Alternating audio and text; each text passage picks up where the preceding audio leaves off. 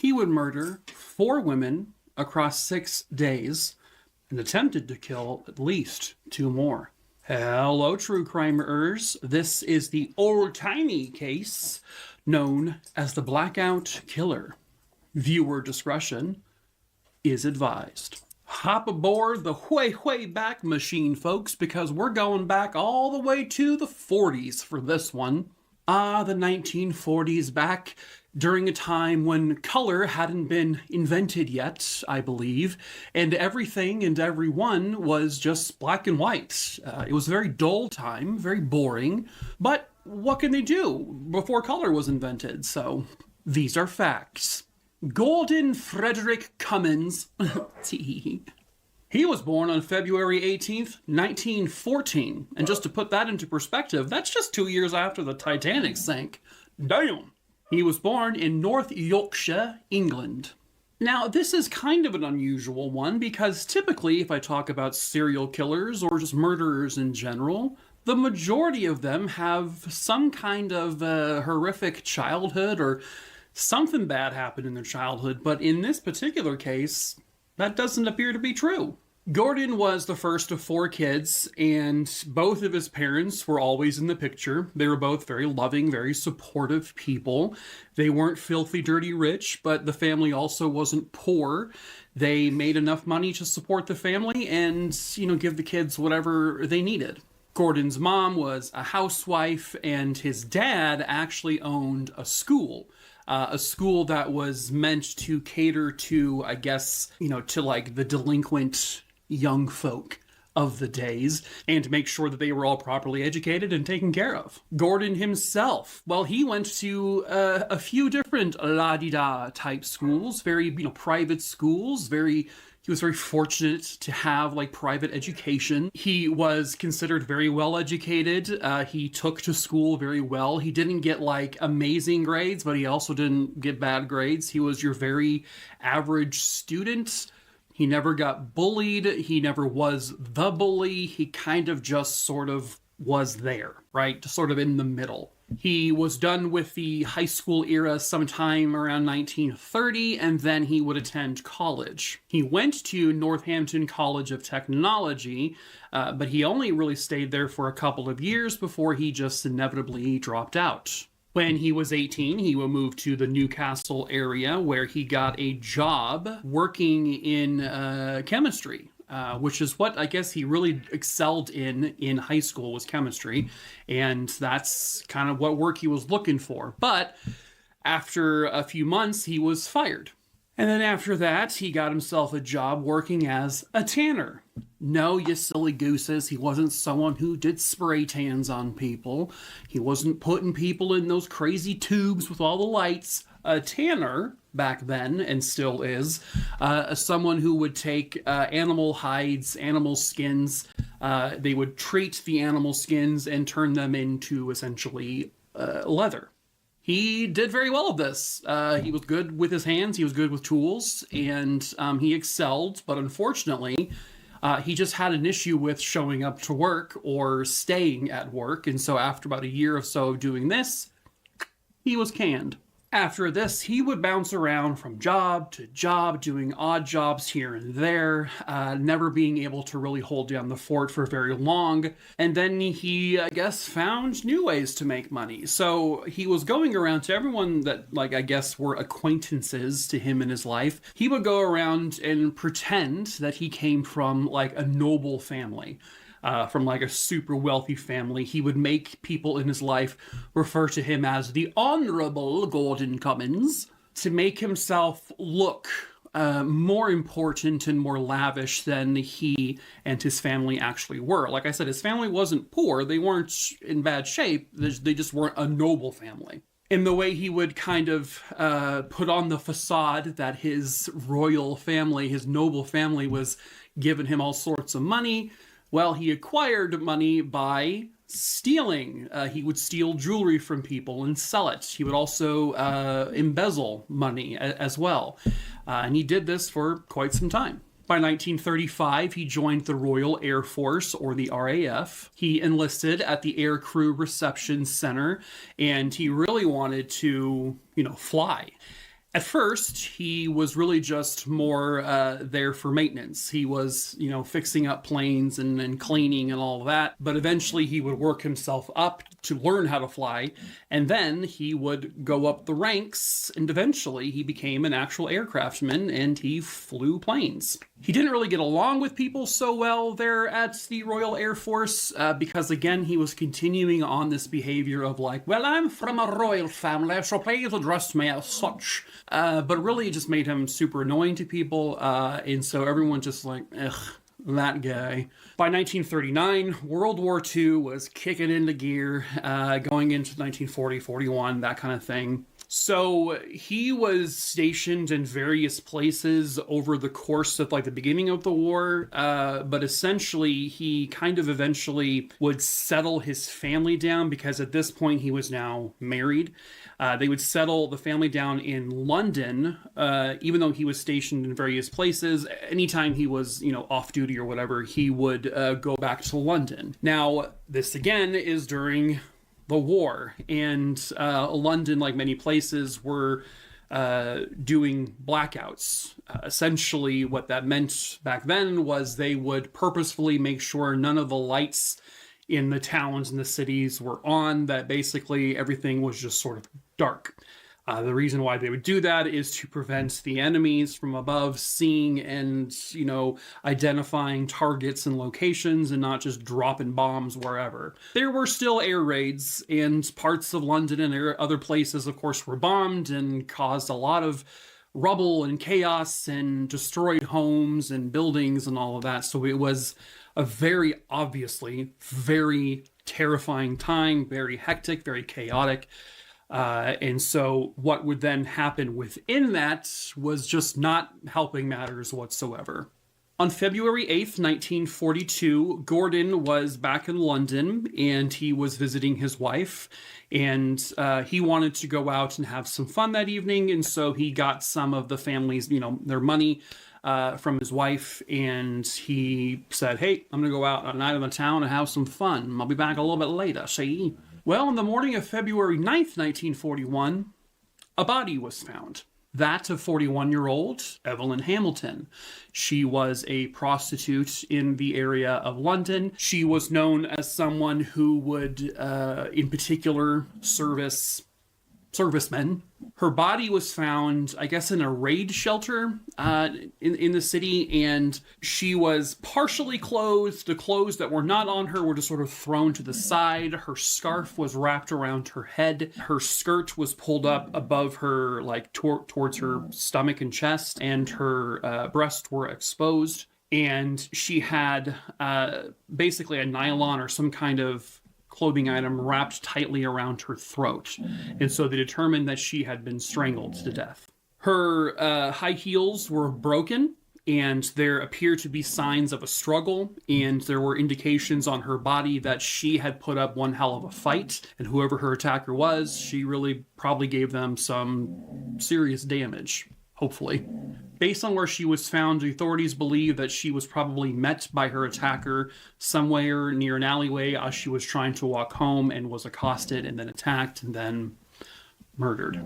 They aren't 100% positive if she was sexually assaulted. This is obviously in the early 40s, so they did not have the forensic tools that we have now, so they didn't like collect any kind of like DNA evidence, because they didn't know what DNA even was. They did have fingerprint technology back then, but they did not find any fingerprints at her crime scene. Police barely had a moment to even process all of this before another body showed up.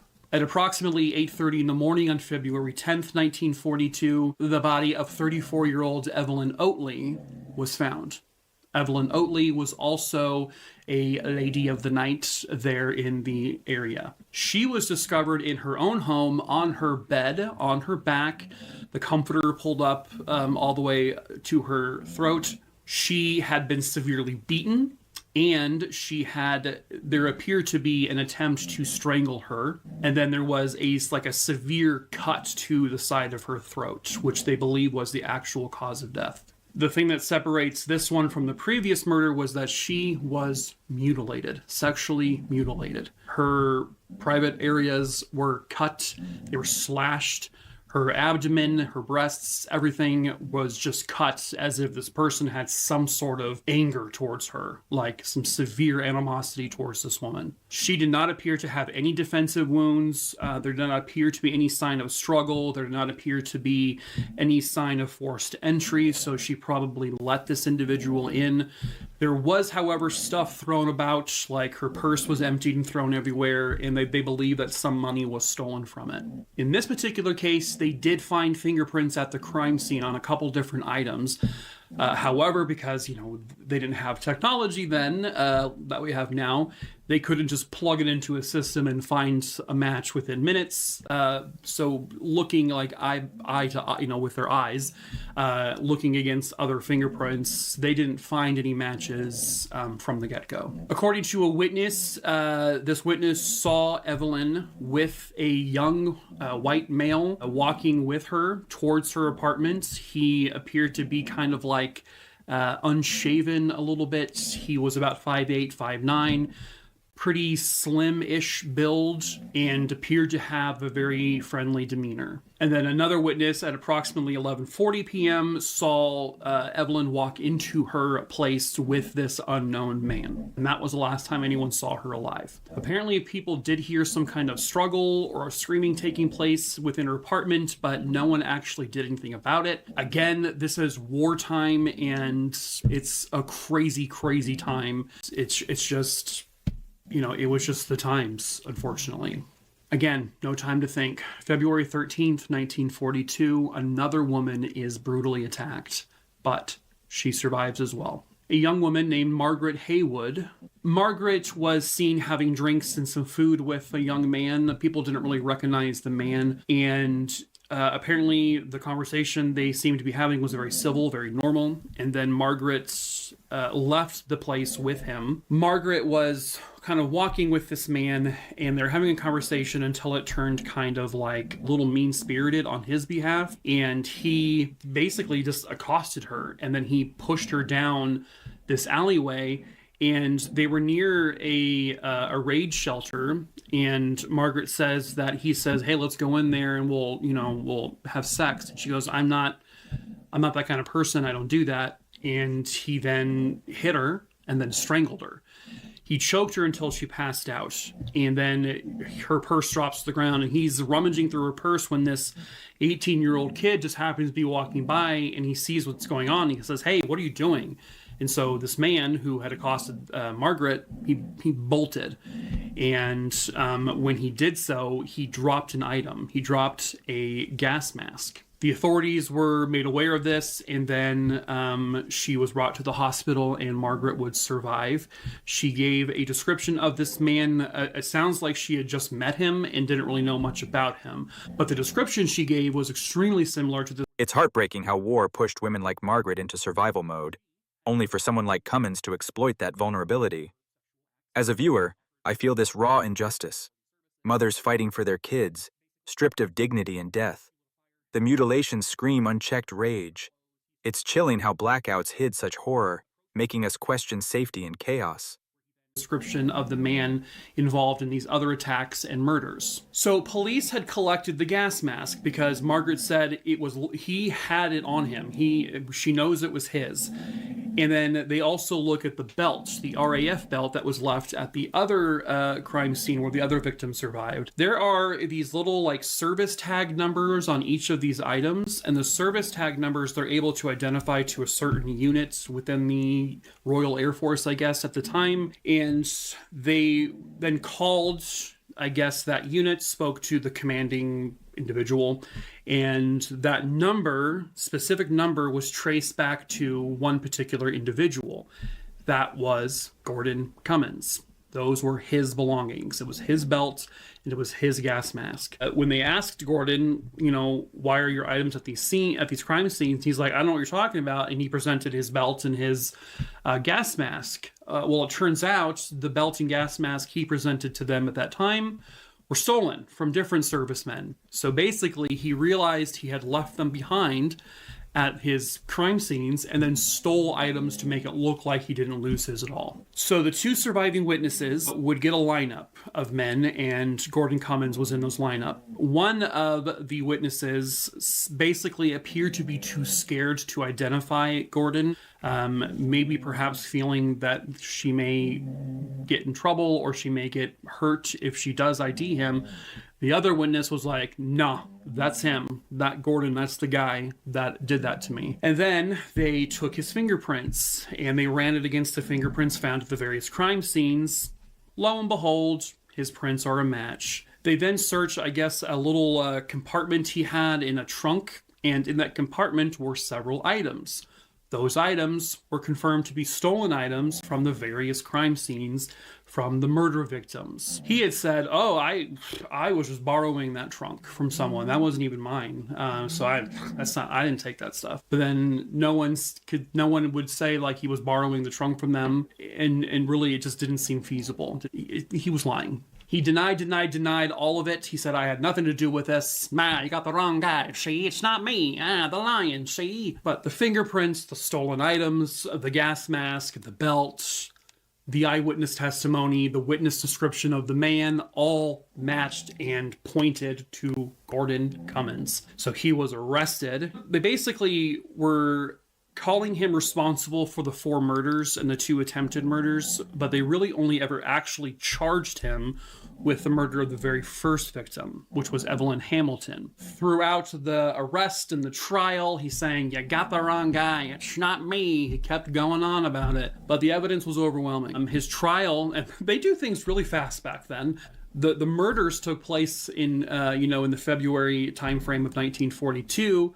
His trial began in April of 1942. They don't mess around back then. And then his trial lasted about 4 or 5 days. The jury deliberated for approximately 35 to 40 minutes.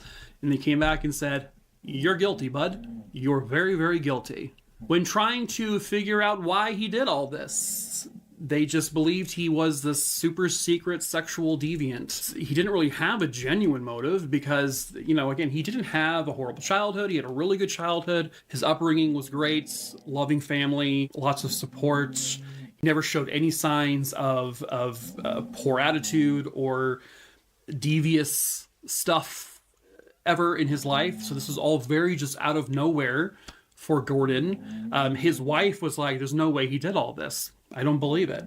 She stood by him. His family stood by him.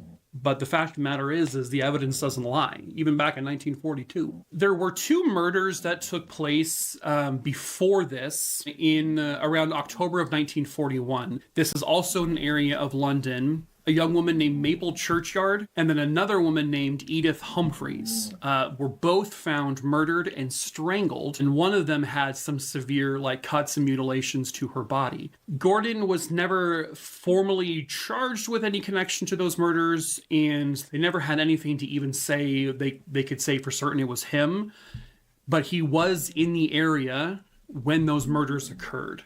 And so they just kind of have a hunch that he was responsible for them. So he may have killed up to 6 women and tried to kill at least 2 more. And they nicknamed him the Blackout Killer because the 4 murders happened during the blackout period when, during the war, when they had all the lights off and everything.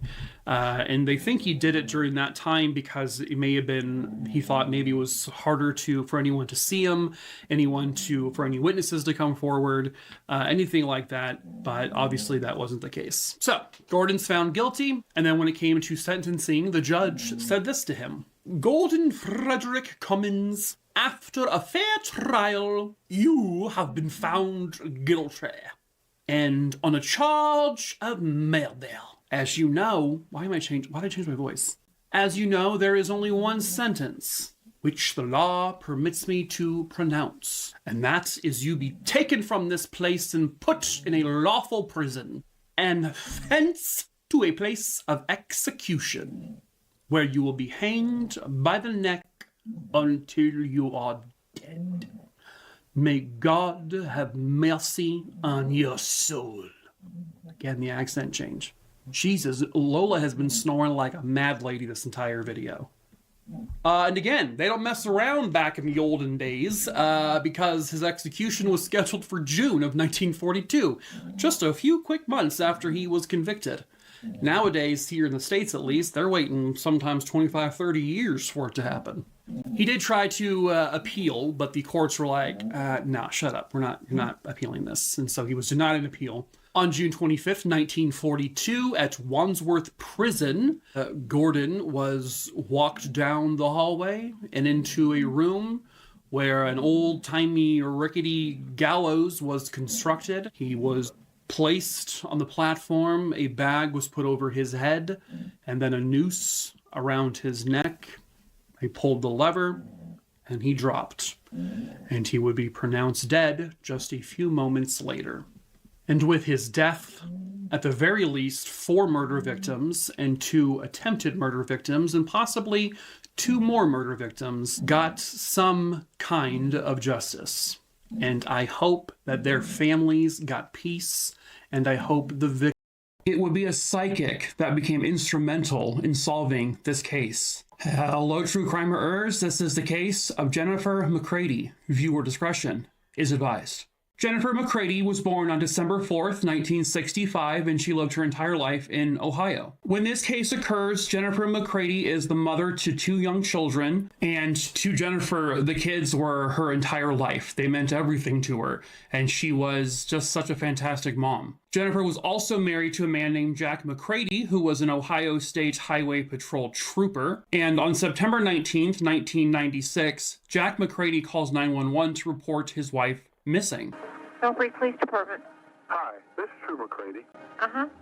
My wife is missing. I'll have an officer come in and give you a call up there and talk to you. Okay. On the phone call, Jack did not come off at all as like in a rush or like he was upset. He didn't seem to be panicking. He just seemed to be really calm, cool, and collected while reporting his wife missing. A few hours go by and he calls 911 again to say, you know what? Never mind, call it off. I think I know where she probably is, or I have an idea at least. She is apparently not missing. Okay. She's cleaned out pretty much everything what she owned. Okay. Wedding rings were laying on the kitchen counter. Apparently she's all right. He told the dispatcher that he had looked around the house and saw that Jennifer, her belongings were gone, like her purse and stuff like that. And that she also had taken $3,000, I guess, from their account or something, and then just left. She just left to probably go be with another man. That's what he speculated. The only thing she seemed to leave behind was her wedding ring. Oh, and also her 2 kids. You know, those things you often forget when you're leaving the house. And, you know, when Jennifer's parents found out about this, they're like, yeah, no, this isn't sounding right to us. Those kids were her life. She loved them more than anything else. There's no way. Something's wrong here. So 2 days go by and Jack finally reports her missing again. So he actually attempts to file a missing persons report with the Washington County Sheriff's Department, which is in Marietta, Ohio. Jennifer and Jack, they lived in the town of Belpre. And so when he called Marietta, they're like, you got to call your local place. You should know that. You're a trooper. Jack McCrady was very familiar and very friendly with a lot of the police and law enforcement in this area, sheriff's department, police stations. It's a small little tight-knit community. And so it's kind of easy to get to know everyone. And Jennifer McCrady was also very well known to the same people. And as a matter of fact, Jack's colleagues loved Jennifer. They thought she was great. And when they found out that she was missing, they're like, all right, we're going to put everything down. We're going to go find her. And it seemed like Jack was trying to be like, oh, no, that's, she's probably just ran off with a guy. I mean, that's probably what this is. Once he started to see like how much attention this was getting, he seemed to kind of go, oh God, uh-oh. But the idea of Jennifer just picking up and leaving with some random guy, completely out of the question. Impossible? Sure. No, it's not impossible. But everyone who knew Jennifer, especially her own family, her friends and colleagues in the area, they all knew that that is not something she would ever do, and definitely would never leave her kids behind. So once the police started talking to Jack McCrady, he was trying to paint the picture of a really great, loving marriage. Everything was just hunky-dory. They argued like a normal married couple, but really everything was going good. And he told them that me and Jennifer, we are striving to give the happiest possible home for our kids that we can give. And that the two of them were deeply in love with each other. But something about Jack was just rubbing police the wrong way. That there's just something about his story and just his demeanor that just seemed just a little off. And there were people who were beginning to speculate that maybe Jack did something to her. Maybe he's involved with whatever happened to her. However, they had no evidence to suggest that. First of all, they didn't even have Jennifer. They don't know where she is. They are still searching for her. They put up missing persons flyers all over the area. They're searching on foot. They're searching by air. They're searching, and they're just not having any luck. And it did sound like the police who were investigating this felt that Jennifer likely met with foul play. Again, they just need the proof. And then a dispatcher, actually one of the dispatchers that had taken the missing persons call from Jack the first time, well, she had recommended to the detective, like, hey, I mean, worst comes to worst. We're at a standstill here, right? We don't know where she is. We need help. And so she suggests the idea of bringing a psychic in, specifically a psychic named Georgia Rudolph. And apparently Georgia Rudolph had been working with the Marietta police for quite some time, at least throughout the 90s. The detective was like, I'm not going to do that. I'm not going to call a psychic. But he's like, but you know what? We are desperate for anything. So if you, dispatcher, if you want to call her and, see if she can help, go for it. Let's see what she says. But he was like too prideful to do that himself at first. So the dispatcher tracks Georgia down to her home in Pittsburgh, Pennsylvania. And the dispatcher calls her on the phone and says, hey, listen, we have a missing person here in Belpre. We were wondering if you could help. And the psychic, Georgia, responds almost immediately with, you're actually not looking for a missing person. You are looking for a murder victim. That she was dead. The person you're looking for, she's dead. And the dispatcher, when she called, hadn't given her any information at all yet. Barely anything. So the dispatcher tells the lead detective, and he's still like, I can't do this, man. A psychic? Really? We're police officers. We're supposed to find like clues and fingerprints and DNA, not psychics, But after some time, he's like, all right, we need something. So, okay, I'll call her myself. And so Cummins' normal life turning monstrous hits hard. No abuse excuse, just sudden evil. His family's denial echoes the shock we all feel. How do you reconcile a loved one with these acts? Justice came swift back then, but the survivors' fights? That's pure resilience, reminding me evil doesn't always win when people speak up. He actually, on September 24th, he calls Georgia directly. And when he calls Georgia, he makes note not to mention anything about the case, nothing about the names or anything. And Georgia, she just starts talking. And she tells him, the young mother you're looking for, she's been shot. She was shot in the back of the head. And this was execution style. And so the detective was like, okay, do you know or did you see who did it? And she's like, I don't have his name, but he was a very imposing, very large lumberjack type figure, very like bulky. And when she said that, that described Jack McCrady to a T. He was over 6 feet tall, over 200 pounds. He was putting on a lot of muscle and he looked like a lumberjack. And she also says to the detective, you're not just looking for a normal person here, you're looking for a cop. A cop did this. And the detective was just like, what the how? Like, this hadn't been out in the public. The dispatcher and the detective had not given her any real information on this.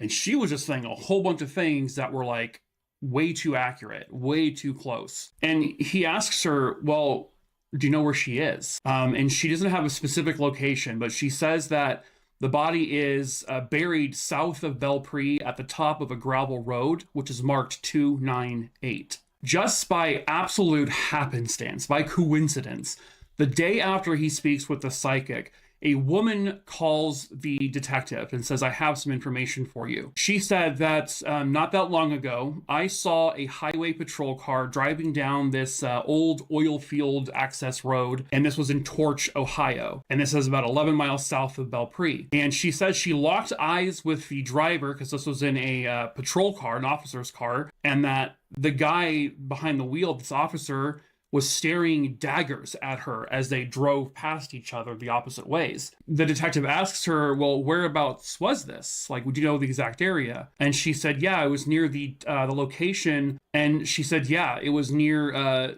road T298, which that immediately stood out to him, because he's like, wait a minute, the psychic said she was near somewhere, like a sign that said 298. This is what?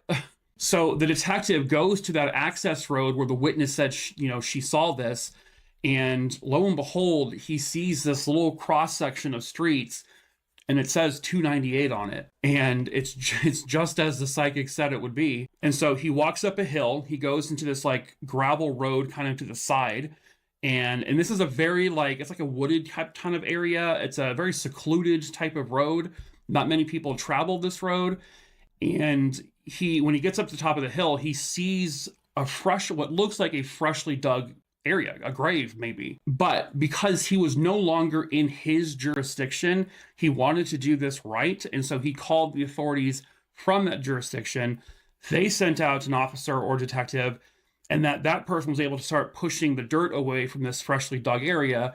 And he uncovered some kind of slick blue kind of material, and he realized it was a sleeping bag. And so why on earth would a sleeping bag be buried in this random location at the top of this hill? So he calls in their CSI before they do anything else. They bring in a team, and they start to excavate the site, and they kind of just start getting the dirt off one scoop at a time, just to be careful not to disturb or damage anything. And they do find a blue sleeping bag, and it's about the length and the shape of a body. They open it up, and they find a body. It was the body of a woman. She was barefoot, and she was clearly in her pajamas. And they could tell that behind one of her ears was a gunshot wound. And based on just the visual, they were able to confirm that the victim inside that grave was Jennifer McCrady. She was 30 years old. The gunshot wound was in the location that the psychic also said, right behind the ear, behind the head. When they told Jack, we found her, we found your wife and she's dead, he kind of put his head right into his hands and started to sob and cry uncontrollably. But when he lifts his head and his hands away, he's making the sounds, but there's no tears, not a single tear. His eyes hadn't even watered at that point. He was faking it. And the detectives basically looked at him and said, listen, Jack, you need to come forward. You need to tell us what happened. And he's like, when I know what you're talking about, I didn't do anything. And so instead of helping them, the police and the detectives who are investigating this, he says, nope, getting a lawyer, which to be fair is the thing you should do. Whether you're guilty or innocent, always ask for a lawyer right off the bat. Don't let them get into your head before you're with a lawyer. But because they had found Jennifer's, remains, they are now able to get a warrant to search their home, the McCrady house. So police go there. It's a pretty large house. It's a pretty, beautiful home, kind of nestled kind of in the middle of nowhere almost, it looks like. But as they're searching, in the garage, they find a whole bunch of stuff. They find Jennifer's purse. They find her identification card. They find her car keys. They also find a .357 Magnum revolver in the house. And the coroner determined that she was shot with a .357. However, this gun in particular, which may have been the murder weapon, had clearly been tampered with. Someone had tampered with the inside of the barrel so that the lands and grooves that you can only line up under a microscope, you wouldn't be able to detect it. And that's kind of a red flag that someone did that in order to prevent anyone from identifying this as the murder weapon. They also find Jennifer's car abandoned a couple of miles away. No sign of a crime scene in the car, no blood, no hair, no broken windows, nothing, no belongings like a packed bag or anything were in there. And so it looked like someone had planted the car there, and that someone is looking like Jack. And so they're back at the house, they're searching some more, and they find something else. They find a shovel, and that shovel had some fresh dirt on it. And they would later take that in to be processed. They took dirt from where Jennifer's body was found and compared it with the dirt found on the shovel. And microscopically, it was a match. It was the same dirt, but it is also dirt. And so it's like, that's not exactly foolproof per se. But because they have all of this, because they have her purse, which was hidden in a tucked away ceiling tile, I believe, the fact that Jack had told police that she had taken her purse and everything, that told them that he clearly hid those items himself and he was lying about everything. So he was arrested and he was charged with Jennifer's murder. As this is happening, the two kids are now being granted custody and they're now in the care of Jennifer's parents, who would have remaining custody on them from this point moving forward. Jack McCrady's trial started on October 20th, 1996. So during his trial, they would bring forth a couple of Jennifer's coworkers, and the coworkers would testify that Jennifer had been discussing with them that she was planning on divorcing Jack, that was she was going to get divorce papers drawn up and she was leaving him. They brought up other witnesses because Jack had told everyone that their marriage was great, everything was going perfect, it was no problems whatsoever, normal arguments, but that's it. Well, they brought up witnesses who said that's definitely not true. They argued a lot more than what he said. Jennifer was no longer happy in this marriage and she wanted out. Jennifer was planning on taking the two kids and just leaving and getting full custody of them. They actually think that on the night of September 19th, 1996, Jennifer told him that I'm leaving you. And they probably got into a huge argument. At this point, the kids were likely asleep in bed because they didn't hear anything. And they think at some point that night, while Jennifer now had fallen asleep in bed, because she was wearing her pajamas and she had no shoes on when she was found, they think that he took his .357, put it to the back of her head as she slept, and shot her. And they also had evidence because I guess they found a trash bag, like her head was in a trash bag when they found her body. They think that he had put in a trash bag over her head to basically collect all the blood. He then put her into the blue sleeping bag and then brought her to the location where he buried her. And they believe he actually left his two very young children alone in the house, asleep, as he went to go bury their mother in a shallow grave. He was in a rush. He had to do this fast, so he's only able to bury her in like just a few inches of earth. They think he was probably planning on coming back to dig up the body to move her somewhere else, but the heat fell on him way too quickly, much quicker than he anticipated. And so the jury takes over the case, and for about 15 hours or so, they deliberate, and they finally come back with a verdict. Jack McCrady is found guilty of the murder of his wife. Jack McCrady is sentenced to the maximum term, which in this case is 15 years to life. Jack has been up for parole, I think at least twice at this point, but he has been denied each time. The parole board in the more recent one said he still poses a threat, basically, if they were to let him go. And it doesn't sound like he's ever acknowledged or admitted that he killed her, so there's no remorse or anything about it. And that night, basically, when he killed Jennifer, he took away both parents from their kids. He left their children parentless. Thankfully, they had a very loving home to go to, and they were raised by Jennifer's parents, but, this was all because Jack basically wanted to control Jennifer. Didn't want her to leave him. Maybe that's embarrassing to him or something. But he's never told his story. He's always denied having anything to do with it. So the real motive and the real reasons behind it are pretty much really technically unknown. And where he actually did this, they never had blood at the house. So if they only speculated that she was shot in bed, but they didn't have evidence of that. So where Jack did this is also a mystery. And what truly happened the night she was murdered, mystery. And now two children grew up without a mom and grew up without a dad. And that's so unfair, especially as their parent, to do that to them. I mean, it's cruel for many reasons, but that's just evil. But thankfully, in the end, and a lot of this is thanks to a psychic pointing out certain things, thankfully, in the end, Jennifer was able to get the justice she very rightfully deserved.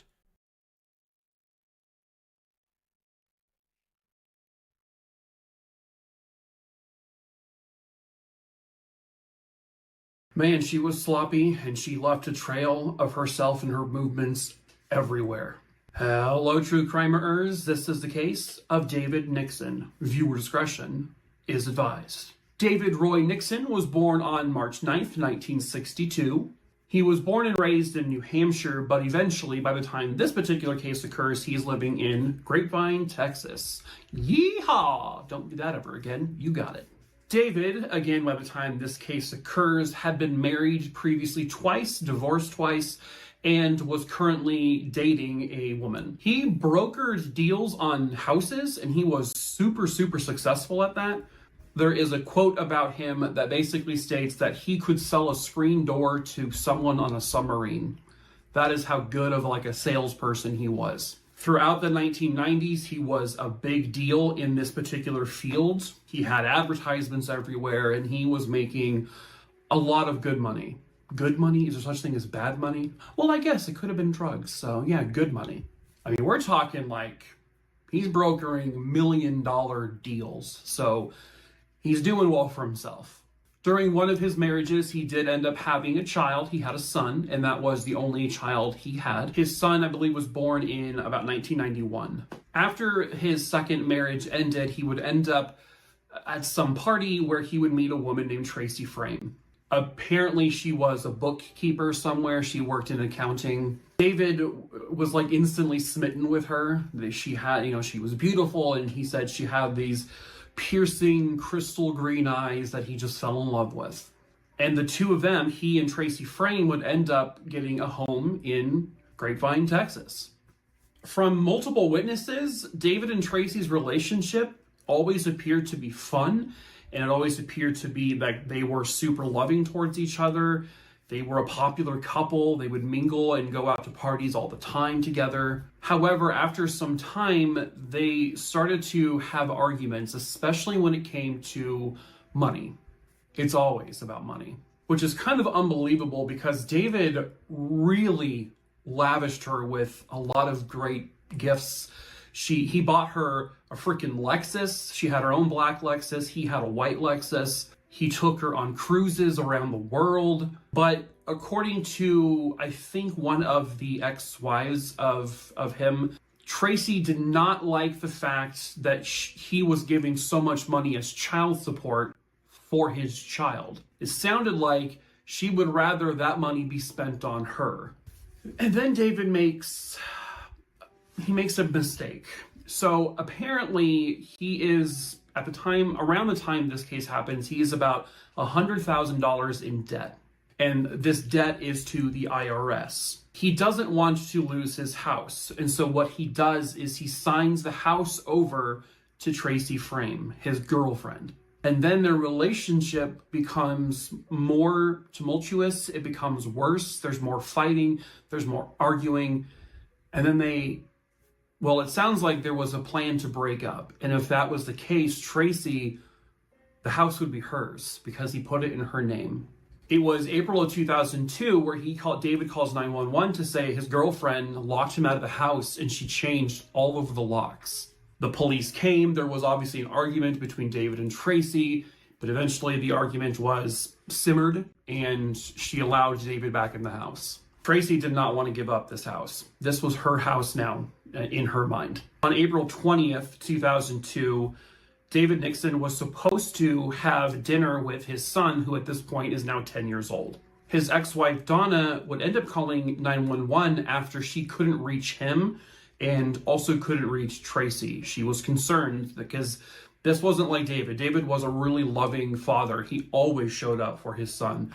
And so this was just beyond bizarre. The last time anyone can say they actually laid eyes on David and saw him was a couple of days prior to the report of him disappearing, was on April 18th, 2002. On the day he was reported missing on April 22nd, the police got another phone call with regards to a fire. When the fire was put out, the source would shock everyone. It was a body. It was a human body of an adult. This was literally just 3 hours after Donna had called 911 to report him missing. And at first, police thought this was very strange just because she reports him missing and then they find his body on fire. They were like, did she set up this phone call to make it look like she was innocent, or was she guilty of something? They weren't really sure at first. So the body was found just like on the street next to a drainage ditch, and it had been wrapped in this blue blanket.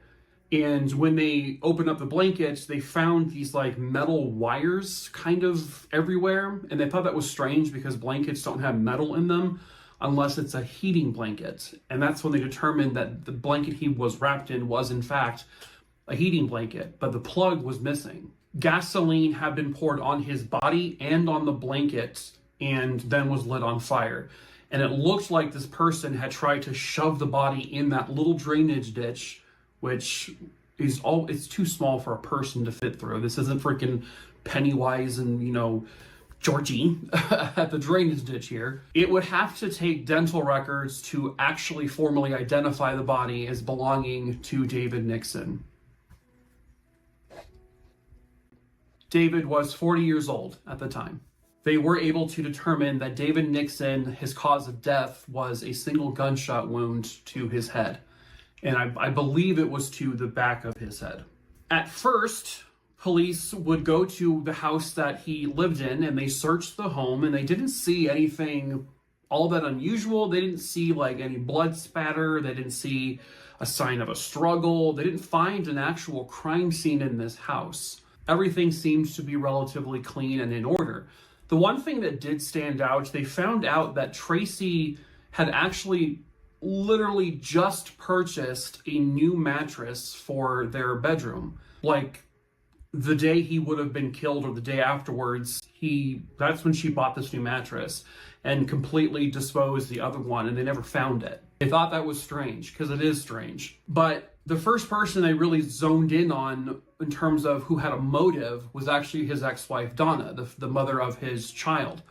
And this is because his son was the beneficiary to a $500,000 life insurance policy, which then in turn would have essentially been handled by Donna. But they couldn't find any evidence or proof that she had anything to do with this, and I think they even alibied her and discovered that there was just no way she could have done anything to David. Near the body, when his body was found, they found tire tracks in the mud. The tire tracks were kind of strange to police because it looked as if the tracks were made by the same vehicle, but the tracks themselves looked different from one another, as if there were different tires on the same vehicle. It seemed like the tracks... Jack's betrayal as a cop and husband is gut-wrenching, faking tears while orphaning his kids. It's the ultimate irony, a protector turned killer.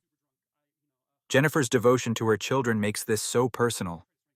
I ache thinking of them growing up without her warmth. The psychic's role adds this eerie hope.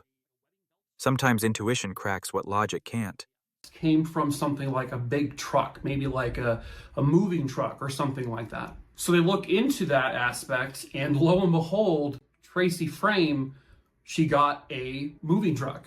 She had rented a Penske moving vehicle. And I believe there were witnesses who stated that they saw a Penske moving vehicle in the driveway of their home around the time that he would have likely been murdered. Then they find David Nixon's white Lexus parked in the parking lot of a Tom Thumb grocery store. So police go to the grocery store and ask them, hey, do you have surveillance footage? Do you have CCTV stuff? And they said, yep, we absolutely do. And so they look up the footage. And what they find is just a bunch of evidence of someone literally dropping off. They see when the person pulls in and drops off the white Lexus. The person gets out of the car and then begins walking towards the right. And then they are seen getting into a black Lexus and then driving away from the parking lot. Well, they also find video footage of a Penske moving truck also coming into the parking lot. And this all lines up because Tracy, her car is a black Lexus. David's car was a white Lexus. And then they have this proof that she purchased or rented a moving truck by Penske. But they also found footage of Tracy entering the store itself during one of these trips. She goes in there to buy a bunch of cleaner stuff and muriatic acid. And she bought like a lot of it. They get footage of her walking into the store. They have footage from her actually purchasing the items. They see her on camera. They confirm it's her making these purchases. She even used her loyalty card, which they confirmed with the timestamps. Like, she was everywhere on camera. It's believed she parked the Penske truck there for some time, so she didn't have it in the driveway for too long of a time to raise some red flags in neighbors' eyes, but she still had it at the house for enough time that people noticed it. They bring in Tracy Frame just to question her at first, and the thing is when they found his body, she had not been informed of that. But when she goes into police, at first, they tell her they have found David deceased, but they don't say anything about the circumstances by it. She hadn't known yet because this all was happening very quickly. And she asked the question, well, how did you even identify him? They hadn't told her his body was burned. They hadn't mentioned it at all yet. So then they inform her of like how he was found, how had been shot. And then they go into their evidence finding where they find all the footage and the Penske truck and all that. Because at that point, once she kind of raised some eyebrows with some of her statements from the moment they informed her of his death, they really wanted to look at her a lot. So they're interviewing several people close to David, including both of his ex-wives and other, colleagues and stuff. And it turns out Tracy Frame had told multiple stories to people with regards to why or how David is missing. One of her stories was he left on his own accord and he'll be back. One person, she said, I don't even know where he is. I have no idea. Then she gave like specific locations of where he was, but never the same story to all these people. Like, she's an idiot. I'm sorry, but she's an idiot. Tracy then tries to tell police that David Nixon was kind of a monster because she said that she had gotten pregnant and that he had essentially forced her to get an abortion when she didn't want to. And then she would end up telling friends sometime later that she had a miscarriage because David pushed her down some stairs. But then she would later confess to those friends that she lied about that and that she did end up getting an abortion. Her diary, she had written several things about this, how she had a lot of resentment towards David for asking her to get an abortion. And so there may have been motives there as well of like just not, she felt angry about this. But in the end, he didn't actually, they never found proof that he like forced her against her will. It was more of a, we need to have an abortion here because, we can't have a child in this particular relationship. It wasn't like you put a gun to her head and say, get an abortion. She did it. She didn't have to do it, but she did it. Tracy, by so many different witnesses' accounts, was such a demanding person. She expected a lot in terms of gifts and money. She wanted to be showered with everything, with all these expensive gifts and stuff by David. She was materialistic, and she did not allow David to really ever have friends once they became involved. Anytime a friend would try to hang out with David, she just wouldn't let it happen. She would argue with them. She would say, you can't hang out with them. You need to hang out with me. It's always me you got to be with. So he ended up losing friends. And it got to a point where this relationship just wasn't working. And there were indications, there were signs, there was evidence that he was working on purchasing a new home and secretly getting furniture to move into that home to just be completely done with her. Police asked her, well, why did you get a Penske truck then? And she said, it was just to move things to like a Goodwill store, just some things from the house.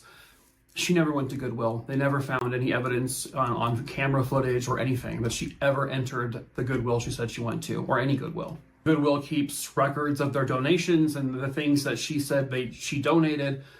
All these Goodwill stores had no records of it whatsoever. They also brought in cadaver dogs, and they had the cadaver dogs, look for scents. They found the dog would hint that the trunk of Tracy's car hinted towards like human remains. Another piece of evidence they found was the control device for a heating blanket. But the heating blanket, police could not find anywhere. When police researched the control, what blanket this belonged to, they would find out it belonged to that exact blanket that he was found wrapped up in. So they know that he was wrapped up in a blanket from his home, meaning he was killed in his. Tracy's sloppiness almost feels like arrogance, leaving trails everywhere while playing victim. David's isolation, losing friends to her control, stirs anger in me. Relationships shouldn't cage you. The surveillance irony? She thought she was clever, but cameras captured her greed, exposing how materialism poisons love. His home, more than likely. And then they found out about the mattress purchase. And so they came to this conclusion that she must have shot David in the back of his head while he was asleep. They found out that they had recently purchased a gun for the house, but after this murder, the gun was never found. It's just so much was stacking up against her, but she just kept denying it, and she kept pushing blame on other people. She's like, look at the other ex-wives. They had financial motives, or one of them did. Police did find out that, I think it was his second wife, their marriage ended kind of badly, and it got to a point where he got a restraining order against her. But in the end, it all kind of just sort of worked out, and there was never any violence between the two of them. The crime scene investigators, even after spraying luminol, couldn't find any blood or signs that acid or bleach was used in the house to clean, and so they couldn't confirm the crime scene was the house. But everything pointed to Tracy, that she had to have done it in that house, and it could have only been her. They've been able to rule out everybody else, but they can't rule out Tracy. The woman seen on the camera at the supermarket, literally dropping off. I mean, they have this person dropping off his white Lexus exactly in the spot where it was later found. Then that person walking to a black Lexus and pulling away. What are the odds of somebody else having a black Lexus that also killed him and left his car? Why would that person have access to the keys to his car? She confirmed herself she rented the Penske truck. She dropped the Penske truck off at the same parking lot near where she left his car. She was sloppy. She was so bad at all of this. And she was just caught red-handed. She was charged with his murder anyway. And at trial, her defense team tried to say that Tracy was a sweet, nice, kind person. She was so loving and she couldn't hurt a fly. David was this controlling monster of a person. But everyone would say actually that was really more Tracy. There were witnesses say, that's not David. That was Tracy who was the monstrous, controlling person who wanted to basically puppet his life and not allow him to do anything with his friends or anything. He had to give her everything, all of his time, all of the stuff like gifts and money. And then she found out that he was planning to just cut her off. And so she acted. They do believe that Tracy Frame acted alone in this. They could not find any evidence that she had help. She's a much smaller frame, and David was kind of a bigger guy. So what they think she did was, because the Penske truck came with a dolly. They think that she shot him in the bed. She then got the truck. She brought the dolly into the house and laid it on the bed and either pulled his body over with the blanket he was wrapped in, or somehow got him onto that dolly so that she could easily wheel him off and then into the truck. But I don't know why there would have been human remains found in her car trunk. I'm not sure if she maybe left bloody items back there at some point, and maybe that's why the dogs picked up on it. They tried to paint Tracy as a good person, but all of the evidence, physical evidence, video evidence, witness testimonies was just so overwhelmingly against her. There were at least one other person who could have had a motive, but that person was cleared completely. So the only other person with a genuine motive was Tracy, because she was about to lose her money bag, right? So she figured that if he was dead, she gets to stay in this house because it's in her name, and he won't be able to dispute it. It was March of 2005 when the jury deliberated, and they came back and they decided that Tracy Frame was guilty of the murder of David Nixon. She was convicted of first-degree murder, and so she was sentenced to 40 years in prison with the possibility of parole after 20 years. However, to this day, to my knowledge, she still remains locked up in a prison cell. She did try to appeal her conviction back in 2006, but she lost. If she continues to lose appeals and she never gets paroled, she will be released when she is 74 years old. To me, it sounds like she did it. She was the guilty party. She killed him, and she is exactly where she deserves to be. And thankfully, because she was so sloppy at covering up her crime, David Nixon got the justice he rightfully deserved. Reflecting on these cases, the emotional toll lingers. The Blackout's shadows hiding Cummins' spree, Jack's cold execution of trust, Tracy's fiery cover-up. It's sad how ordinary lives shatter from hidden darkness, but survivors and justice systems fighting back give me hope. We connect through these stories, honoring victims by remembering their humanity amid the horror.